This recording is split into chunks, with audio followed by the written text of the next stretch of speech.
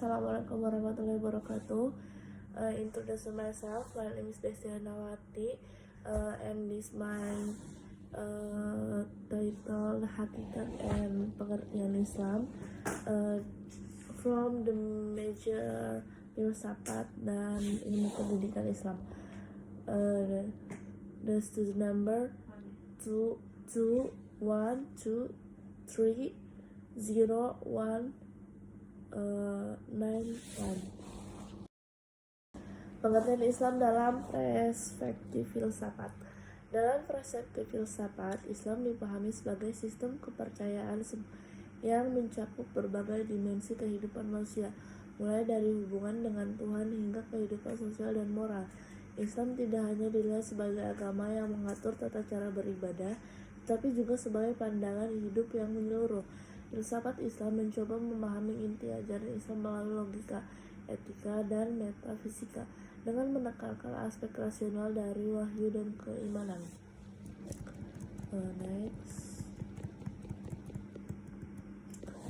Hakikat Islam yang menjelaskan tentang keharmonisan antara akal dan wahyu. Salah satu prinsip utama dalam Islam adalah keseimbangan antara akal atau reason dan wahyu atau revelation. Islam tidak memisahkan antara keimanan yang diterima melalui wahyu dengan pemahaman rasional yang dicapai melalui akal. Kedua hal ini dianggap saling melengkapi. Wahyu memberikan panduan transendental, sementara akal membantu manusia dalam memahami dan menerapkan ajaran-ajaran tersebut dalam konteks kehidupan sehari-hari. Ini menciptakan keharmonisan antara dimensi spiritual dan rasional dalam ajaran Islam. Pengertian Islam dalam perspektif filsafat. Dalam perspektif filsafat, Islam dipahami sebagai sistem kepercayaan yang mencakup berbagai dimensi kehidupan manusia, mulai dari hubungan dengan Tuhan hingga kehidupan sosial dan moral. Islam tidak hanya dilihat sebagai agama yang mengatur tata cara beribadah, tetapi juga sebagai pandangan hidup yang menyeluruh. Filsafat Islam mencoba memahami inti ajaran Islam melalui logika, etika, dan metafisika dengan menekankan aspek rasional dari wahyu dan keimanan.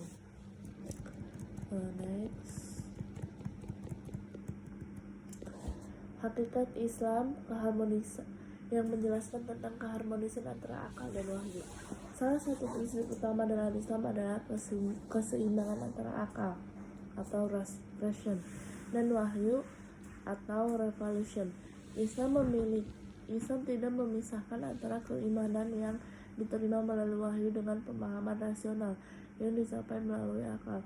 Kedua hal ini dianggap saling melengkapi. Wahyu memberikan panduan transendental, sementara akal membantu manusia dalam memahami dan menerapkan ajaran-ajaran tersebut dalam konteks kehidupan sehari-hari.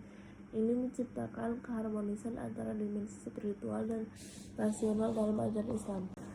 Ontologi Islam dalam filsafat pendidikan. Ontologi Islam dalam filsafat pendidikan membahas tentang hakikat realitas dan eksistisi dalam konteks pendidikan Islam. Islam memandang realitas sebagai cipta Allah yang memiliki tujuan. Pendidikan dalam Islam dilihat sebagai proses penyimpangan kebenaran yang sudah ada, yakni untuk mengenal Tuhan, alam semesta, dan diri sendiri. Dalam pendidikan Islam, manusia dipandang sebagai makhluk dengan potensi spiritual yang harus dibina melalui ilmu pengetahuan dan amal. Teks epistemologi Islam menjelaskan tentang sumber pengetahuan dalam Islam dan filsafat. Epistemologi Islam membahas tentang sumber-sumber pengetahuan dalam ajaran Islam. Ada 3 sumber utama pengetahuan dalam Islam. 1 wahyu Al-Quran 2 Al-Quran, 3 hadis. Akal dan pengalaman. Wahyu dianggap sebagai sumber pengetahuan tertinggi, sedangkan akal digunakan untuk memahami dan menerapkan wahyu dalam kehidupan. Selain itu, pengalaman empiris dan observasi juga diakui sebagai cara memperoleh pengetahuan. Dalam perspektif filsafat, epistemologi Islam mencoba mengintegrasikan semua sumber ini dalam upaya mencapai kebenaran. Etika Islam dan tujuan pendidikan dalam filsafat. Etika Islam berkaitan dengan moralitas dan perilaku yang baik menurut ajaran Islam. Dalam filsafat pendidikan Islam, etika Islam menekankan pengembangan akhlak mulia atau akhlakul karimah. Sebagai salah satu tujuan utama pendidikan tidak hanya berfokus pada penguasaan pengetahuan, tetapi juga pada pembentukan karakter yang sesuai dengan nilai-nilai Islam seperti kejujuran, keadilan, kasih sayang, dan tanggung jawab sosial.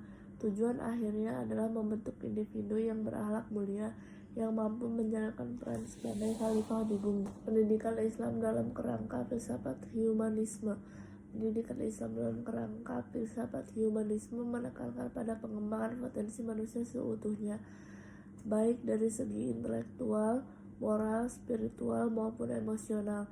Humanisme dalam konteks Islam tidak hanya terfokus pada manusia sebagai individu, tetapi juga pada hubungan manusia dengan Tuhan dan masyarakat. Pendidikan Islam bertujuan untuk mengembangkan potensi manusia agar mampu berkontribusi dalam masyarakat dengan cara yang bermoral dan beretika sesuai dengan ajaran Islam. Next, Islam dan filsafat tentang tujuan hidup dan pendidikan.